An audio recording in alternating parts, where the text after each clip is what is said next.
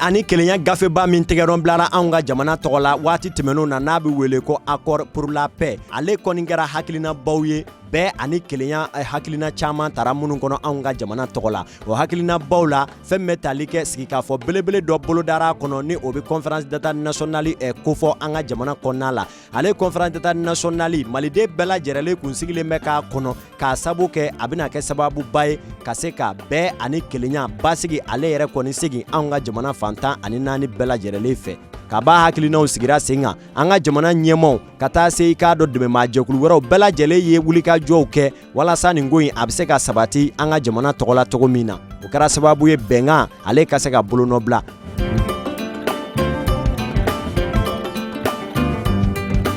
sigikun ye k'a kun fɔ ani fura jumɛn bɛ se ka sɔrɔ a la donc n'o lajɛ daminɛna sɔgɔmada in na an bɛ se k'a fɔ tare tare bi Mali seleke naani bɛɛ mɔgɔ bɛ yan Malien minnu bɛ kɔfɛ ni o sababu bɔra nin kɛlɛ kɔlɔlɔ dɔ don olu caman fana représentelen don kɛnɛ kan.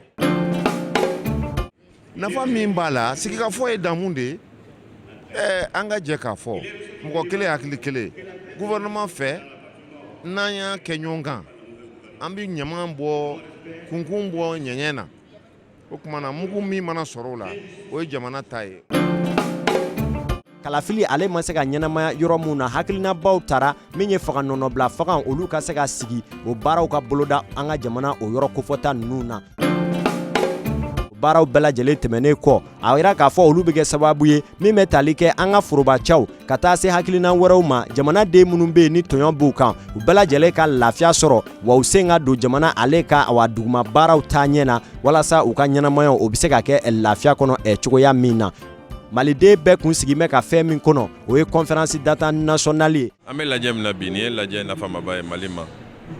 lajɛ min don i bɛ ka ko tɛ gouvernement ka ko tɛ ou bien i bɛ ka kelen ka ko tɛ gouvernement kelen ka ko tɛ Mali bɛɛ de ka ko don donc an ka faamu tɛ Malien bɛɛ k'i sen don a la. Min bɛ tali kɛ san 2017 na dɔgɔkun kelen kɛra sigi ka fɔ la ka Maliden bɛɛ lajɛlen kafo ɲɔgɔn kan yɔrɔjan ani yɔrɔ suru Maliden cɛman ani musoman Mali kɔnɔ ani Mali kɔ kan bɛɛ lajɛlen ka jɛ ka kuma Mali ale yɛrɛ kunkan kow kan walasa gwɛlɛya ni degun minnu bɛ jamana kɔnɔ fura ka se ka sɔrɔ olu la ɲɛta o ka se ka sabati. Ni Maliyɛnw sera ka bɛn Maliyɛnw yɛrɛ bɛ se ka Mali jɔ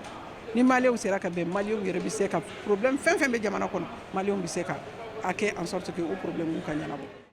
Maliden fɛn fɛn tun b'a kɛnɛ kan bɛɛ lajɛlen ye laɲinibaw kɛ laɲiniba mun bɛ tali kɛ jamana yɛrɛ ka bɔ nɔgɔ la ani badabada bɛɛ o kelenyaw o ka se ka sabati an ka faso Maliba ale kɔnɔna la. Ni conférence d'entente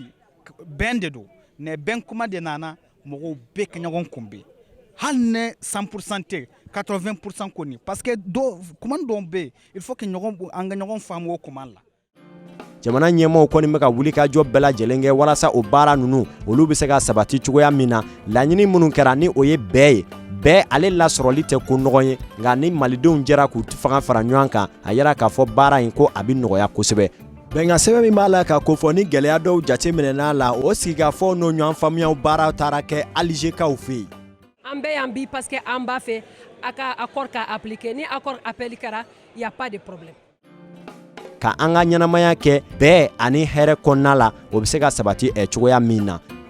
min ye conférence d'état national bɛɛ sigilen don ka fɛn min kɔnɔ o de ye a ka se ka kɛ sababu ye Maliden yɔrɔjan ani yɔrɔ suru ha ka jan minnu yɛrɛ bɔra u jabalaw la kɛlɛ senfɛ ka taa yɔrɔ wɛrɛw la ni o ye réfugiés ye baara ninnu sabatili ka se ka kɛ sababu ye k'o bɛɛ lajɛlen la kafo ka na jamana in kɔnɔ u kana balo u fa jamana kan bonya ale ni karama kɔnɔ lafiya badabada o ka se ka sabati jamanaden bɛɛ lajɛlen ni ɲɔgɔn cɛ.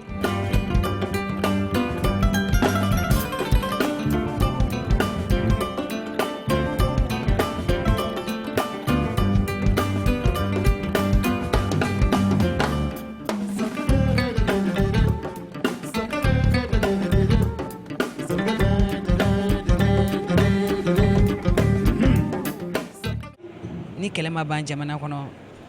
jamana tɛ se ka taa ɲɛ.